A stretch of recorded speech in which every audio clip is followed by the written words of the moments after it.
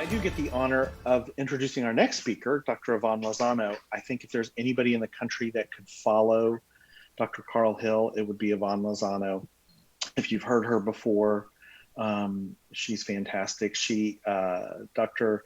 Lozano has her PhD in applied gerontology from the University of North Texas. She is also a licensed social worker and a licensed marriage and family therapist. She has over 10 years of online teaching and education. She has taught at the university. She's current teacher at the University of Incarnate Word. She's taught at Texas State University for years. And she's currently the program chair for gerontology at Ashford University, and also serves as an assistant professor there. And we are in for a treat to hear Dr. Lozano talk about caregiving and family dynamics. So I will hand it off to Dr. Lozano. Perfect. Great. I hope everybody's doing well. I'm going to share my screen now. Byron, thank you for that. Always great to see everyone, to see Byron and people I haven't seen in quite a while. Great to be here on a Saturday. Excited about the virtual conference. Happy that we're still able to do our educational series during these times of COVID and quarantine for most of us, if you will. Deciding this weekend if we're going to be in the backyard, if we're going to be in the living room, if we're going to be in the front yard, or we're just going to hang out in the parking lot somewhere. But nonetheless, I'm hoping each of you are well and your families are well and you're staying safe. So let's go ahead and get started. Today we're going to talk about ambiguous loss, which most of you probably have already determined in some form or fashion that we're talking about grief and loss. And I've had the pleasure and the passion within me to be able to teach death and dying at university level for, this is probably going in my 15th year of teaching death and dying. As a matter of fact, I'm getting ready. I'm actually teaching a course right now online, and I'll be teaching again in the fall. And there's so many things that I've learned, not only from being a professor in this field, but also just my own personal experiences and experiences of others who have shared with me their experiences of grief and loss. But particularly because we're talking about dementias and particularly Alzheimer's, we're going to look at the concept, or not a concept, but the theory of ambiguous loss. And I want to give full credit to Dr. Pauline Boss, who originated the term ambiguous loss in the late 70s. She is the principal theorist, and you'll see in all my slides at the bottom, I provide an access to her webpage, which really helps kind of expand on this topic a little bit more. I think the combination of my own research and academic background, but also experience, I bring a different touch to this, particularly because of the work that I have done with caregivers and continue to do so and love to do so. So it's a type of loss that happens when a person with dementia they're there, we know they're there, but at times, and as it progresses, the disease progresses, they become more and more psychologically absent. And this is a type of loss that many people don't even begin to recognize. There might be some anticipatory loss, thinking that eventually this person is going, because it is a terminal disease, that this person at one time, and as they begin to experience and as they begin to progress through the disease, will die. But at the same time, they're still there with us. And this is where this is where the ambiguity begins to arise. These are some words from a caregiver. The word ambiguous helped me understand what was going on. I'm still married to my wife. I love her, but I don't live with her. I've always been crazy about her and still am. She's looked after, but it is a huge loss for me. The ambiguity is exactly how I feel. Not really quite sure how to feel when you can still see that person there, but there's so many different types of losses that we begin to experience, and we're going to talk about some of those. They're not present. They're a family member caring for someone with dementia experiences this ongoing stress of just the fact of just caring for that person, and also the grief they begin to experience because they've lost so much. But it's sometimes not just the person who is directly caring for the person, it's others all around them that are also experiencing that ambiguity of losing that person that they, whether it was a parent, whether it was a spouse or a sibling, or even a child in some regards. But somehow that person is no longer present in the same way they were before. Obviously, I think everyone can understand that. Everyone can relate to it. Anyone who's been a caregiver has experienced someone who's had, who was caregiver or been a caregiver for someone who's had dementia or Alzheimer's or the Alzheimer's type will also begin to understand what this may mean. And there's other ways in which to experience this ambiguity. It can even be the loss of someone who was lost at war and never found, or even just not being able to understand that that person's presence is no longer before us. So we look at sudden death versus ambiguous grief. It's a very different loss and grief of a sudden death, and for a lot of different reasons. For example, you know that the person is gone, but it's often likely to receive support from families and friends because now there's been some type of closure, that the person has died, and so that support that the person receives feels like they can have some type of closure. And this is very different in the form of ambiguous loss, because seeing this happening and being right in front of them, you're seeing this over and over and over again.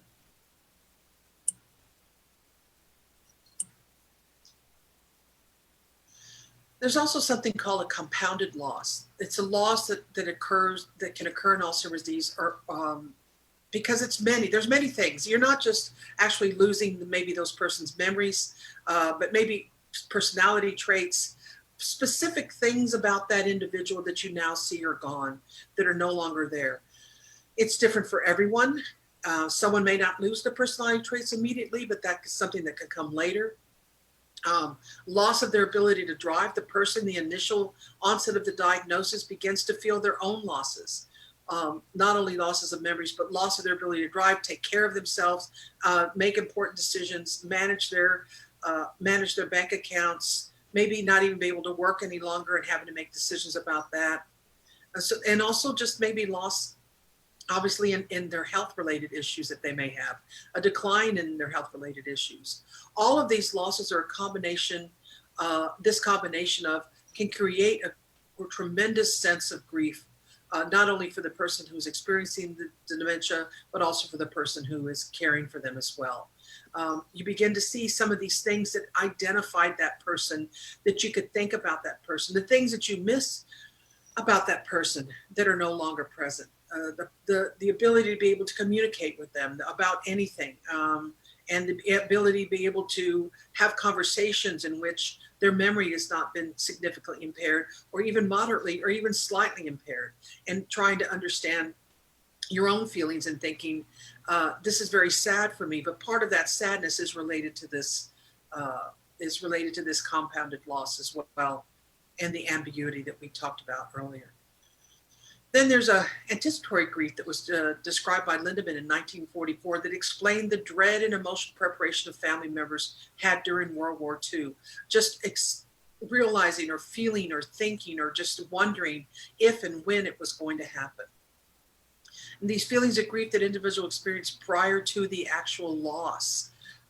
This is what someone who's been given a terminal illness. So this, on top of the ambiguous loss and adding the anticipatory grief to that, these are the experiences that the caregiver begins to happen, as well as the person in the initial stages of that diagnosis, initially when that person's diagnosed. So ambiguous loss complicates grief. It's hard for someone who is caring for someone who has dementia to understand whether, is this a good time to grieve? Should grief happen after that person's died? Or why do I feel like I'm grieving now? And may at some point understand that they are grieving, but may not understand the symptoms that are coming along with that. It further explains the exacerbation of those symptoms, why those symptoms are worsening, why a person feels like he does or she does. And sometimes the family and friends don't even recognize that the caregiver maybe needs some time to grieve, and grieve the many losses at different stages of the disease. Because as we all know, as the disease progresses, that is just an additional and more significant losses that we begin to see within each stage. And as those losses continue to progress, And the caregiver continues to experience that grief, it begins to exacerbate and can even worsen, and the symptoms that are associated with that.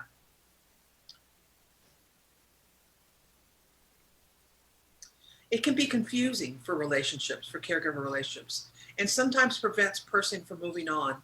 The exacerbation of those particular symptoms can be so bad and can continue to worsen and can be so consistent. Maybe they're not necessarily at a point where the person is not able to function, because person can get to that point where they're not able to think straight, they're not able to function both physically, emotionally, and mentally. So it can begin, it's complicated, because then it becomes complicated for the marital relationship if it's a spouse. Or it's also important to think about, caregivers may feel like they're living in limbo and uncertainty, because every day can be a new day. Although there's some level of burdensome in it, some level of doing the same thing over and over again, there is some level of uncertainty that plays a role too. So this person feels that they're not able to grieve. They're not even maybe thinking about grieving and experiencing loss in the way that maybe they have felt before. For someone else they have lost in their life through death seems different. It seems like maybe it's too soon. It seems wrong. And these are the terms that I'm using that are very common terms that I've often read from caregivers and heard from caregivers talk about. I can't really go on with my life. I can't really do anything. This is my whole life now. This is what I'm experiencing. Being able to kind of separate that somehow emotionally and mentally from that, to be able to find kind of your own space, to be able to grieve, your own space, to be able to live differently, to adjust differently, to adapt differently.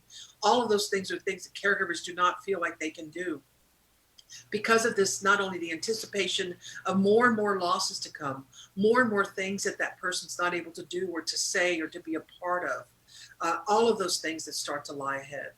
This is something that Dr. Boss quite frequently discussed in her research, in her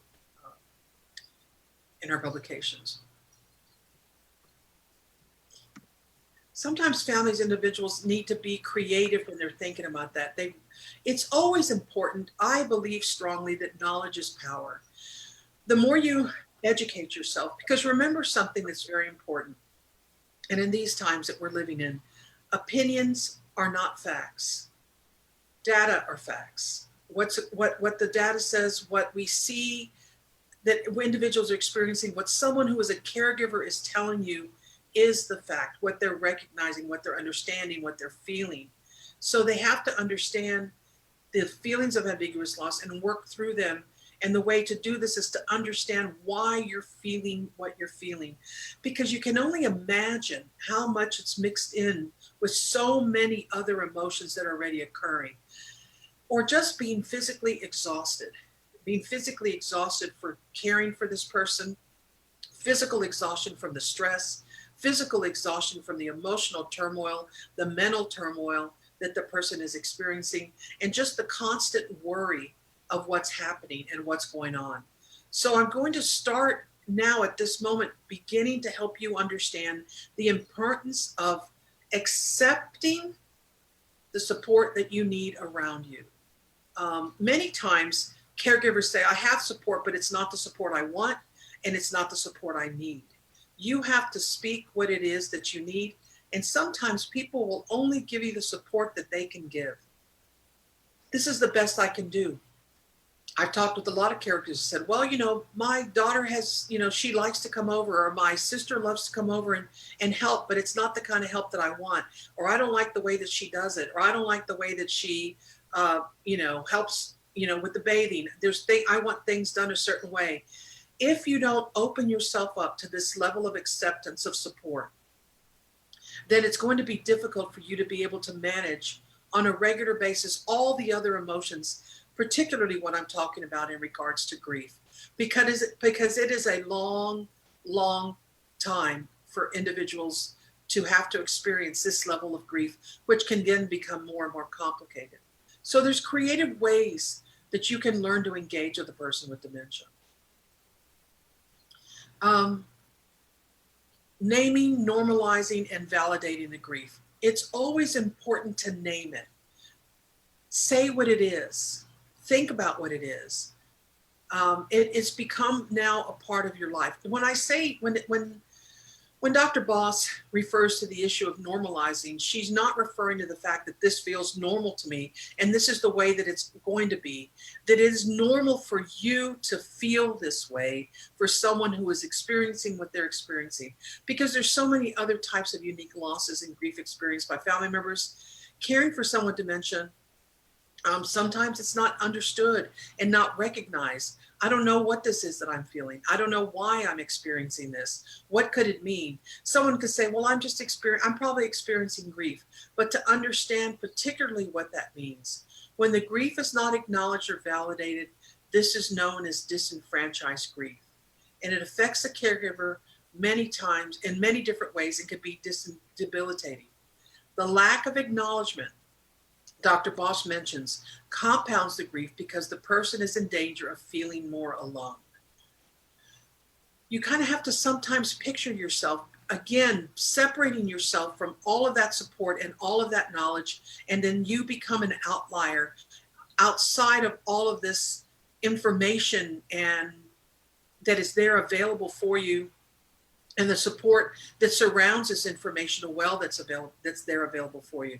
It's one thing to talk about grief and loss and then not to know what to do about it.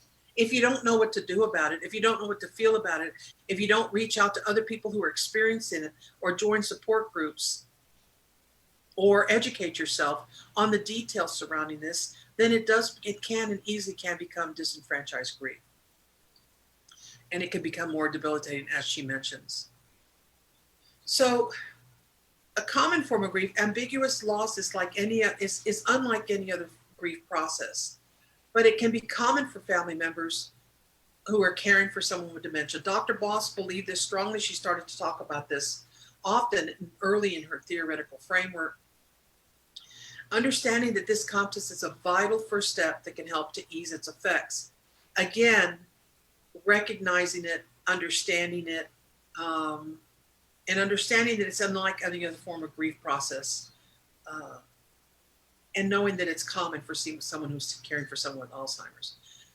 So let's look at the effects, and you see the 6 particular effects we're going to talk about here. I think it's immobilizing individuals and thus their relationships. You can get to a point, and a lot of people describe this, and I've heard this talked about with some of this quarantine fatigue that everyone talks about, our inability to be able to socialize to the extent that we used to do so before. The uncertainty of the virus and what it's bringing, so it creates kind of this kind of underlying anxiety of confusion. But a lot of people have become immobilized just because they're so fearful. And in some cases, this is particularly talking about COVID, but in fact, in looking at ambiguous loss, the immobilization then also somewhat kind of stunts the relationship. There's no more room, or there's no more ability for the relationship to grow because there's been so much loss that's been experienced. And this is something that I have often found with caregivers and read a little bit about through research. And part of that is that the relationship obviously shifts significantly. In some cases, it's sudden. In other cases, it's progressive.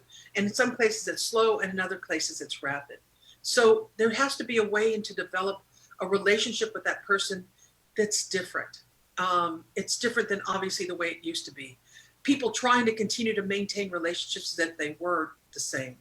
But the bottom line is, and this is a very important point, at least I think it's an important point. You guys might not think it's important. But what's an important point is that person is, if you're a spouse or significant other or a life partner, is still your partner, still your husband, still your wife.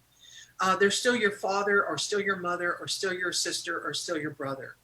That doesn't change. The support that you bring around you to help that person take away some of the caring needs that that person requires, bringing other people in from the outside, professional caregivers, maybe even a dementia care unit or memory care unit where that person then goes, maybe something like the Grace Place with adult daycare, helps to relieve some of these daily burdens or daily experiences or caring that you have to do with that person so that you can spend more time being their spouse or their sibling or their son or their daughter and less time being the actual caregiver.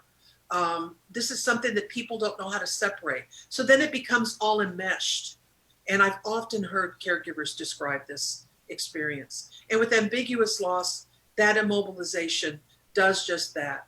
It kind of stunts that relationship and where it used to be and where it could go. Also can be confusing decision making. Let me look at one thing. It also can be confusing, the decision making process. When you're feeling overwhelmed with these feelings of loss and sadness and depression and anxiety and uncertainty, any decision making process can be difficult, no matter what it means. There are people who are trying to make decisions now with the stress that many of us are experiencing with COVID.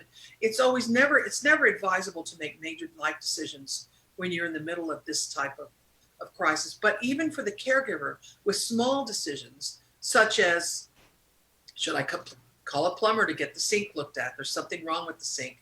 Trying to figure out who to call. Should I call? All of those things can become overwhelming. So in some regards, also, the effects of ambiguous loss can freeze the grief process, because you have to look at this loss as so many losses coming at that person at one time, but still seeing the person right there in front of you alive and breathing, and that person is not there though. You see the physical being of that body, but what you knew, the energy, the emotion surrounding that person begins to dissipate, and that becomes almost, in some way, I've heard a caregiver describe it as a disappearance. So freezing the grief process, then that person there's many different things can happen from that. But one of them is that person can begin to internalize that grief process, and it only can exacerbate those symptoms, because not being able to do something about that can create a strong sense of confusion and even mental and strong emotional and mental disorder as well. Which takes us to the block of the coping processes. The coping process that the person has had, all of this you can start to see becomes so tumultuous that the person is not able to function. And this lack of functioning comes from the ability of not being able to determine or use the coping processes or coping mechanisms that they've had their whole life, and to take these coping mechanisms and do something different, and to be able to manage a situation. Now, many people, well, I should say this. There are times that I've spoken to caregivers who say, I'm not having trouble doing anything. I'm a taskmaster. I get things done. But I often wonder about these individuals and what's happening to them internally, both emotionally and mentally. And then the ability, it kind of, prevents closure. When I started really looking into ambiguous loss, I started to recognize the importance of having a process of closure. A slow, very slow process, which means that sometimes that just means starting to talk about what it is you're feeling, finding that support to be open. The Alzheimer's Association has great support groups, so finding someone to help to make that happen. And this can lead to feelings of helplessness and hopelessness and exhaustion. And a lot of times exhaustion is not only just related to physical activity that's occurring when you're a caregiver, but also just the emotional and the mental drain that's occurring for someone. And people are trying to stay up and positive and energetic to be able to be around that person. But it's hard to be around that person with dementia and look at them and try to not feel the strong sense of grief and loss.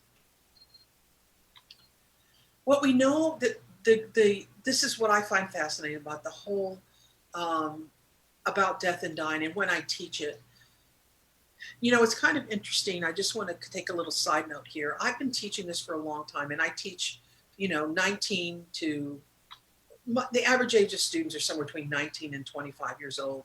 In gerontology, we also have a lot of older students too. Our average age in our gerontology program is about 48 years old for students.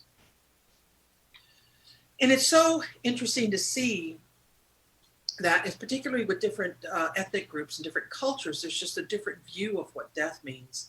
There's and in other countries, death is viewed as just a beautiful transition and a time to be able to celebrate the person's life. But there is a lot of fear of death in the United States. There's a lot of theories as to why that happens. But my point is, in teaching some of the younger students, they don't even want to talk about it. Part of it is because they don't believe that anything's ever going to happen to them. And so we have to have those long discussions. And so part of being able to understand grief and not be afraid of it, not to be afraid of death, is to be able to take a close look at what your individual views are at that. Sometimes it comes from values, sometimes it comes from spiritual and or religious values and beliefs that come beyond that. But so everyone's going to be different. So when people are looking at grief, sometimes they just feel like, I have to take this because this is just a natural part of life and this is what's happening. But what we do understand about grief, that grief is a natural reaction to loss, or a person's perceived loss. It's subjective, it's complex. I can tell you all the symptoms that are going to happen, but you may not feel any of them. You may feel some of them. You may not even know that you're feeling some of these symptoms. We know that there's commonalities in how people experience grief, but it's important to recognize that the grief is unique. Sadness is probably considered to be the most normal and appropriate expression of grief. This overwhelming feeling of sadness for some people.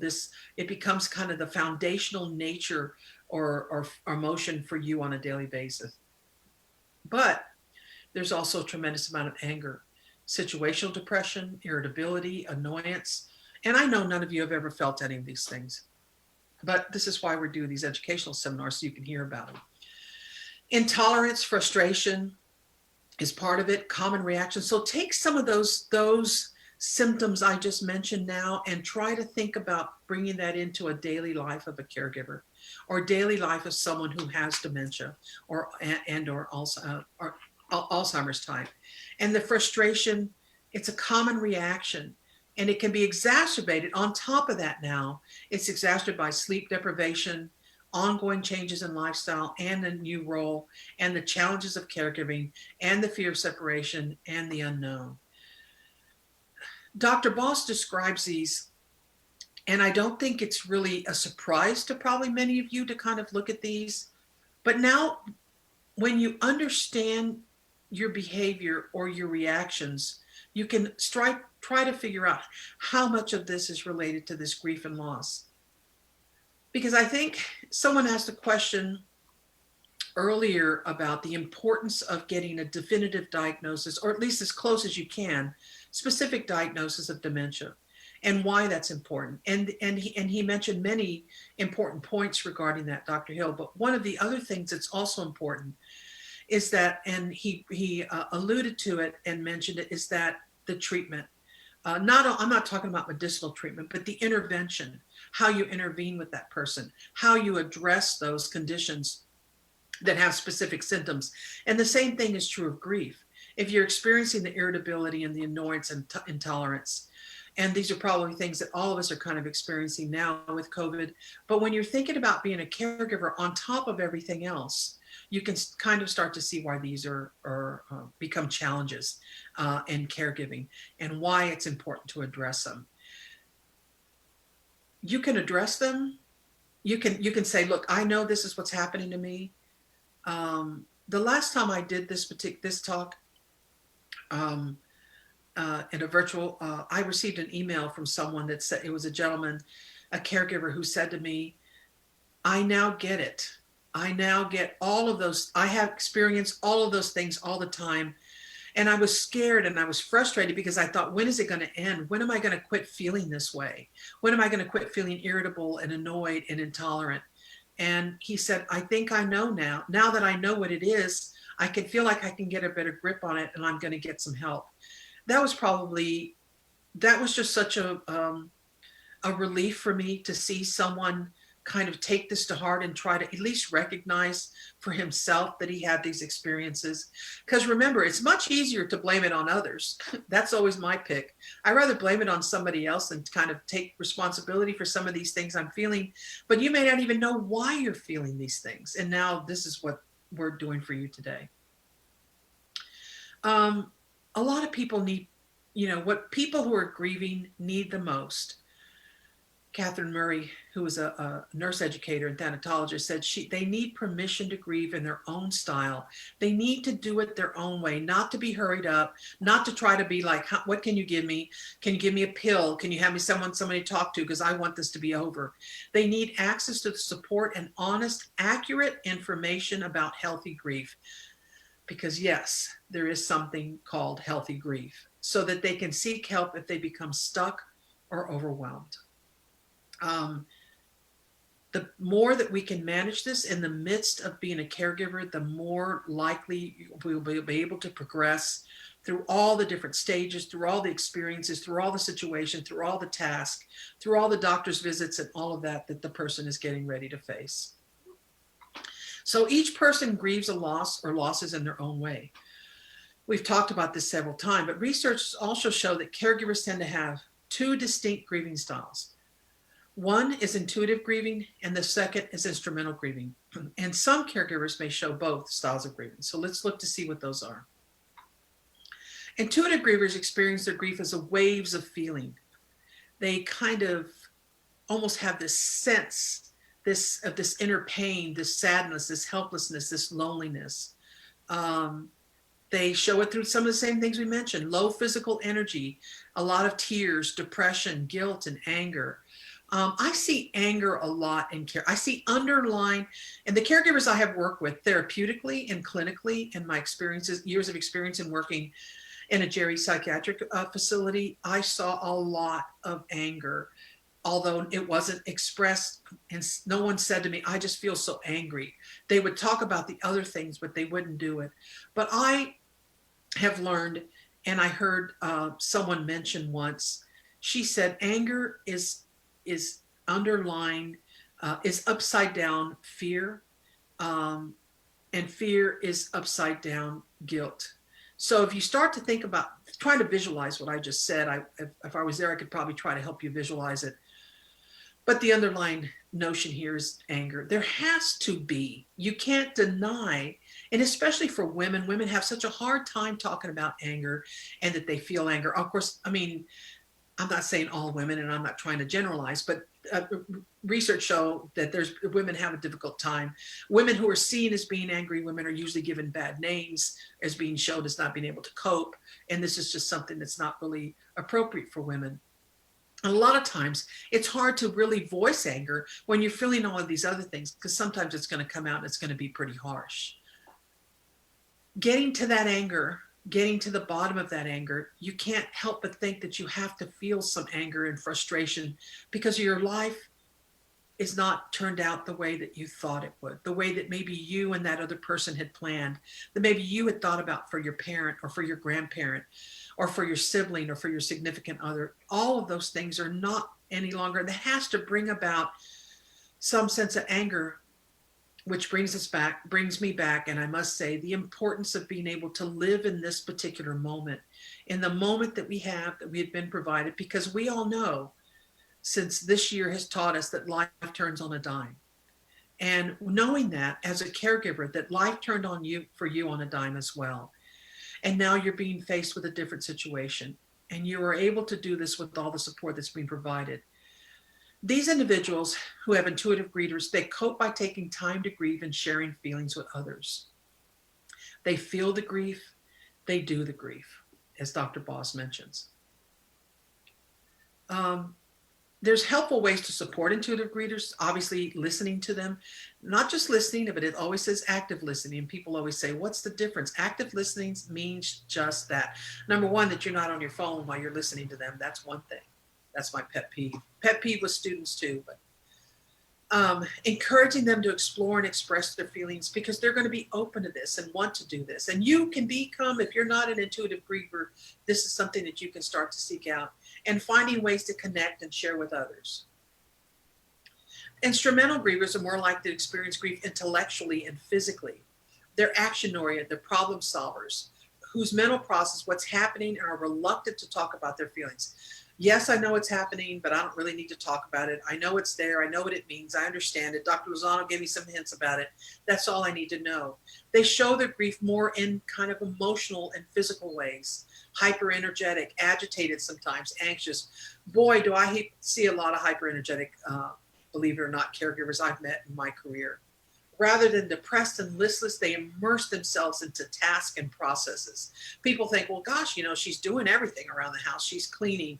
She's helping care for my dad. She's doing all of these great things. However, and she just seems so energized. She even goes for a little walk in the evening. There can't be anything wrong with them.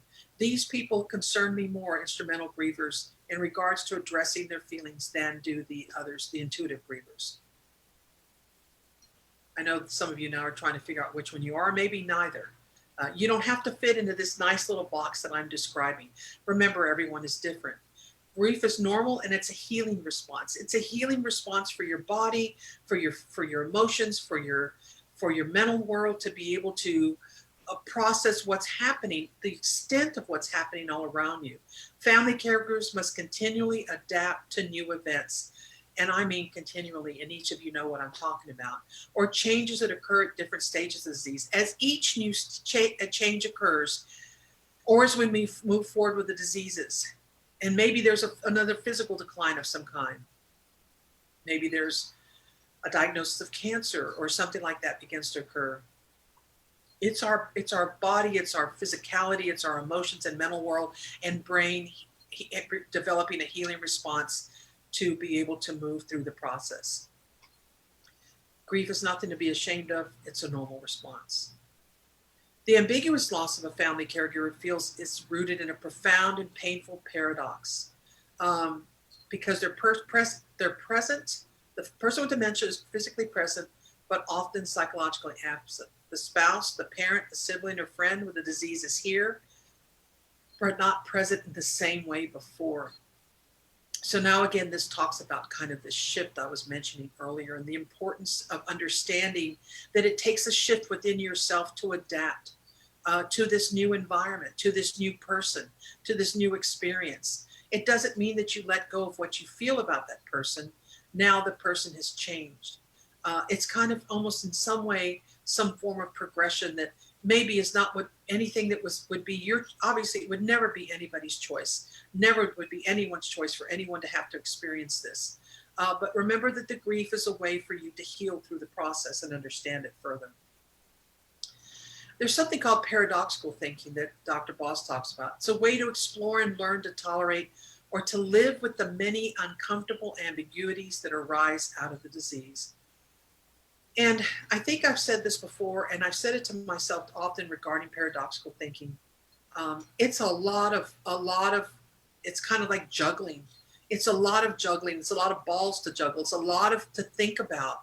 It's a lot to experience. And in some ways, this is why seeking support through the Alzheimer Association, or maybe even seeking support outside for professional caregivers, or even placement to another facility. This is why it's so important. It's so much to manage. And it doesn't mean that you're a failure, or you're not able to do things, or that you're not able to manage. It's just telling you that you can find ways and learn to tolerate or live with. And they take the word tolerate lightly when she describes here. But it's a way to adapt. It's some form of adaptability. And this is something that adults have difficult time with. And you know why we have difficult time with it? It's because a lot of adults have difficulty with change. And people say, oh, I accept change all the time. Well, try tomorrow brushing your teeth with the opposite hand you normally brush your teeth, or even comb your hair.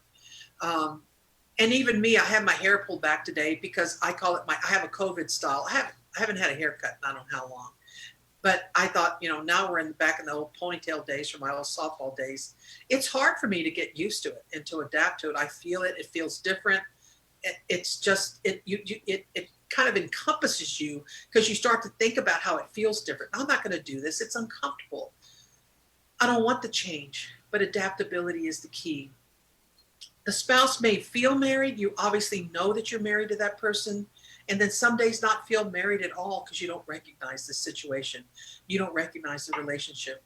The caregiver daughter can feel like both a daughter and a parent to her father, even though a parent is always a parent. A lot of times we try to force that issue of becoming the parent, but in reality, that's probably the next talk I'm going to do, is to talk about how to make that shift. I've actually started looking at some research on that, of that whole ambiguity of relationships, because I think this is important to reflect on.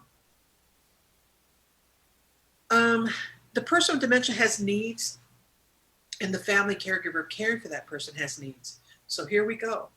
This is one thing that I think a lot of people often recognize but don't act on it. The caregiver may love the family member with dementia deeply, and that person doesn't appear to even know who that person is. And as the disease progresses, if it becomes worse, it worsens.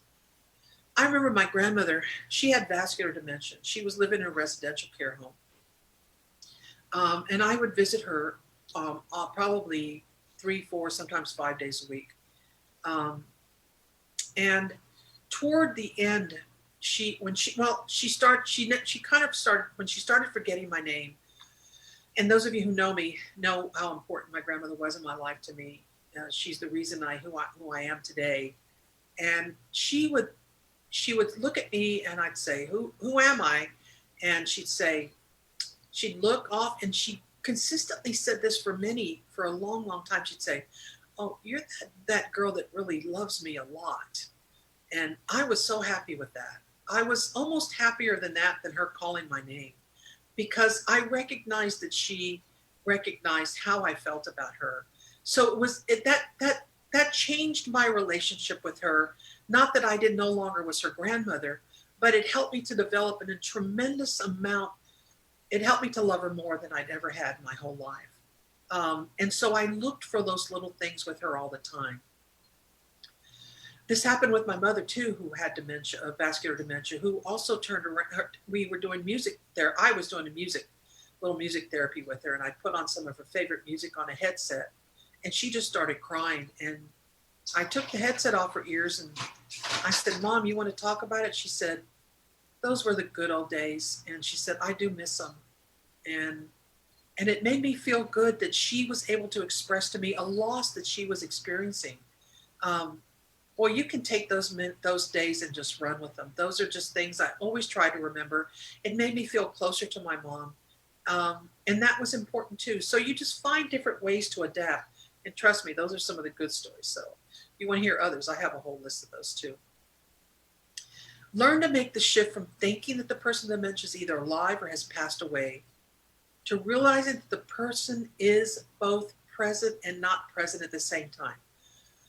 So what does that mean? And how do I do that? It's just, I don't think there's not really much to say about that. It's just saying, accepting that the person will be present and not present at the same exact time. That's it.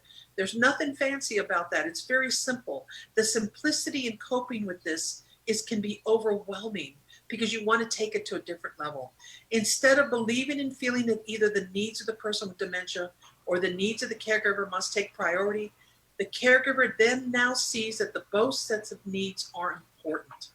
The needs of the person who is present and the needs of the person who is not present. Recognizing that those needs can be very different and addressing and intervening with those. Steps to living positively. There are many steps one can take to live positively with their losses and grief while caring for a spouse or a parent with dementia. I think these are also very individualized.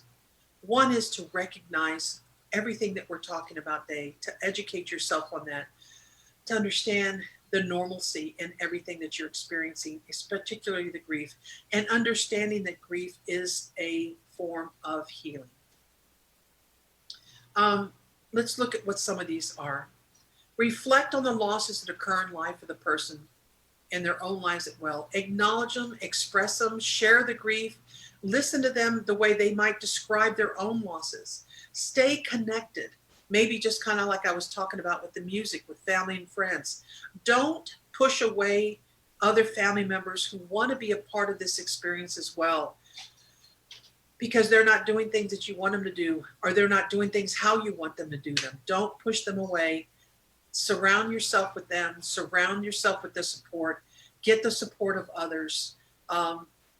Recognize that everyone is not going to do things the way that you want them to do. Stay connected with family and friends. Look after their own needs. Stay physically active as a person who's caregiver. Eat as well as possible and do what you need to do to relieve that stress. This is also very important. Look after your own needs and stay physically active, eat well, and move on. Also, let your family and friends know how they can help you. I can't really say it's important to recognize that not everyone is going to do, I think I've said this probably 4 times. This is something that I've learned in the past. It's not going to do things the way you want.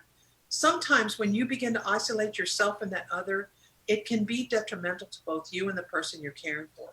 Not that you're detrimental in their care, but that you're leaving out support from other people that want to be a part of this experience. Seek out information, seek out support, share advice, share your own experience and share advice from others. Express your grief in creative ways through writing, through painting, through photography, and recognize and value your own growth as a person. Take time to experience some level of growth that's separate from caregiving. This is something years and years ago, when I first started working in the field of geriatric psych, I used to read a ton of books on self-help books. I just thought this was the way that I could work with caregivers and help them.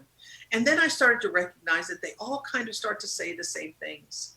But I got what I needed from them. I took my time. And I also recognized it was important to look at something outside of self-care books. Find something that you've always wanted to do or read. If you always wanted to do photography, if you always wanted to learn how to use a computer or how to fix a computer, or find something that separates your individuality outside of being a caregiver. And then once you do that, learn how to integrate those things together. Learn how to have your own life, how small it might be, because you're not able to get out as much, but there are things that you can do. It could be even reading, listen to audiobooks. I'm just giving a lot of suggestions, but you know what they are for yourself. I can't express enough of the importance of building resilience. We all know how to do that. We've done it throughout our lives. We've had things in our life that have made us get to this point where we need to build some level of resilience. Ambiguous loss and grief are integral parts of dementia caregiving experience. And it's important to not only seek the support, but find ways to restore your energy and balance, despite the fact that you have limited time and resources. Try to do that in a small way, in small ways every single day. Listen to positive feedback and comments on your own personal strengths. Reach out to people who give that to you in your life. Surround yourself with people who provide that. You might have to deal with the people that don't provide that for you, or don't become that person that is not doing that for others as well. Hope can be renewed each time a caregiver makes a positive adjustment. I can't speak enough about resilience and hope in this. Finding that light at the end of the tunnel, finding that way to bringing that kind of ray of hope in your own life, discovering it yourself, finding out to bring that in. I think that's a very important key. These are some of the references that I've used in this presentation. And now I'll open the floor up to any questions. Hi, Yvonne, it's Dianne. Hi, Dianne. Hi, okay. So a lot of it, thank you. A lot of the great comments were just kind of acknowledging that it was seeing a lot of this in their families and kind of just recognizing that in their own, their loved ones. And I'm trying to see if there's a question. Okay, so there's a question. Does ambiguous loss add or take away from actual loss of your loved one? Good question. No, not at all. If anything, it's going to enhance it. Okay. And once you recognize it, once you recognize it, I think a lot of times, a lot of caregivers kind of feel that guilt, or like, I love this person, but I don't really love them very much right now. And so I think that I don't really love them very much right now is part of some of the guilt that sometimes I think caregivers feel. And sometimes it's not the person, but also the experience that you're going through, the constant caregiving, the physicality of it, the tiredness of it, just being exhausted from it. So it doesn't really diminish that. It obviously makes there's a shift in the relationship. It's not maybe the same level of romanticism or experiences that you might have had before. It's a person who is ill and experiencing this illness. So definitely. And someone asked, what do you do when a caregiver doesn't accept help? I know that, again, as outsiders looking in, it's easier for us to kind of see someone and really probably realizing they need help, but when they're not accepting the help themselves, what are some things that we can do to try to get them to seek help? Or that is a question that comes up often, I think, for all of us who work with caregivers. There are caregivers who are just saying, this is the way I want to do it, and I don't want your help. I think there's many different ways to look at that. One is, for someone not wanting to accept help, for me, it puts a big red flag out there. It's a question mark as to what's happening. It can be as an extreme of considering that maybe there could be, that person could be just so depressed and so frustrated and so out of sorts that they can't deal with one person else coming in to kind of help them figure this out. Someone who doesn't want to feel criticized for what's happening. Someone who might be trying to hide something too. I mean, there can be that extreme too. So to me, it's a red flag for someone not wanting to accept that help or to kind of reach out. There are many times in the little small talks that I would do when we would go to Del Rio or Laredo or Eagle Pass, back in the good old days, Jenny, we would go to Eagle Pass to the casino. A lot of times these individuals would say, there's really nothing that anybody can do. This is still happening. This is still going on. There's nothing that you can tell me that is going to help me because this is a miserable experience. There are those people who have decided that this is a miserable experience and I don't want anybody to come and tell me any differently. I want to live in the misery of this experience that I'm creating for myself and not reaching out to get the help. And so to me, those people are also experiencing the ambiguous loss and really grieving and having difficulty with the grief and having issues with maybe depression and anxiety and not being able to function. This is not a positive, there's no way to take a positive look as to what's happening with someone who's not being able to accept reaching out. And they might tell you, well, when this person comes over, they do it all wrong, or they just complain, or they don't really do anything, and this is what's happening. You got to find someone else or another group. That's why you reach out to support group that Alzheimer's Association provides. Call the 24/7 hotline. Try to find some way to get some kind of support. It's not only is it not good, healthy for you, but it's not healthy for the person you're caring for. Thank you so much, Dr. Lozano. I know we have a few more questions, but I know we're kind of running short on time, or I know we can probably get to you later, Dr. Lozano, to kind of look at some of these. And I know UT, the Caring for the Caregiver program, also is going to have something next week, I believe, that's going to talk a little bit also about the experiencing, but especially those caring for their loved ones with dementia. So again, thank you so much for your time, Dr. Lozano. Thank you, guys. Okay. Be safe out there. Take care. Thank you.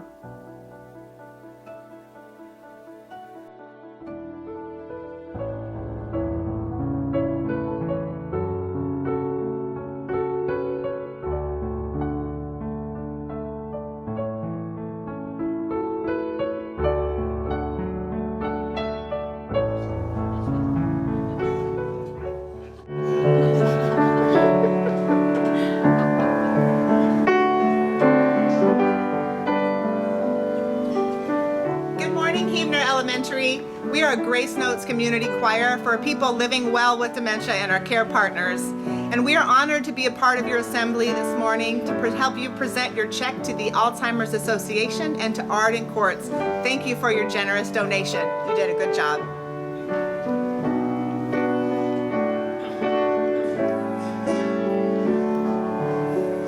You are my sunshine, my only sunshine. You make me happy when skies are gray. You never know, dear, how much I love you.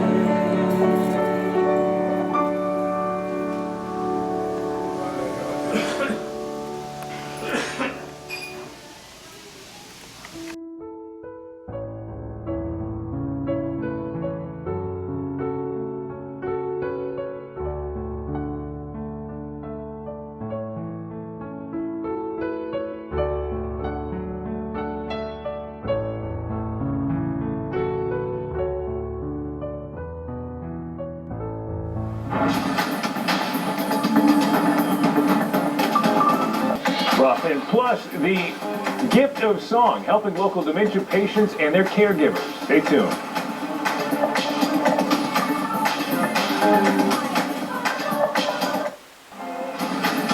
A local choir made up of dementia patients and their caregivers, how music is helping increase their quality of life.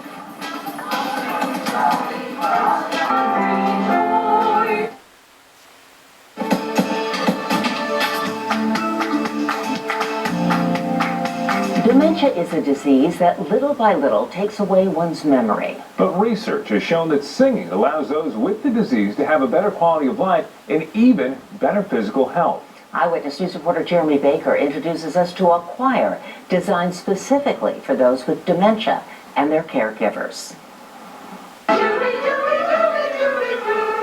This is the Grace Notes Community Choir.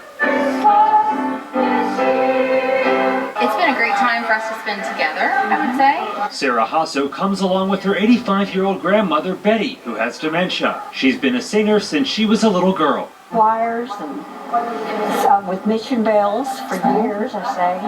Grandma enjoys a lot of the older songs that take her back to her childhood. Songs like You Are My Sunshine. It's just cheerful, uplifting. The music always brings back those memories and of the lyrics of the songs that we learned growing up. And once they start to sing, their faces light up with joy. Since it's globally processed in the brain, it accesses some areas that speech just continues to do so as the disease progresses. And so sometimes people can sing a full song and not be able to speak a sentence. This group is thanks to a partnership between UT Health San Antonio's Caring for the Caregiver program and Meals on Wheels of San Antonio. We run 2 facilities for seniors with dementia here in San Antonio. They're called Grace Place. And so we're always looking for more and better ways to give our seniors living with dementia a chance to express themselves. And they are always looking for more to join this collection of crooners who meet every Friday morning. It's a good community too. We enjoy it. To find out how to volunteer or sing with the group, we have the info with this story on kens5.com. Jeremy Baker, KENS 5 Eyewitness News. Next Thursday, UT Health San Antonio is hosting a caregiver skills training workshop from 10 a.m. until 3 p.m. at the School of Nursing. To learn more about the workshop and how you can attend, just head to kens5.com or the KENS 5 app. Music is the language of the soul. It does so much for dementia and Alzheimer's. It's amazing.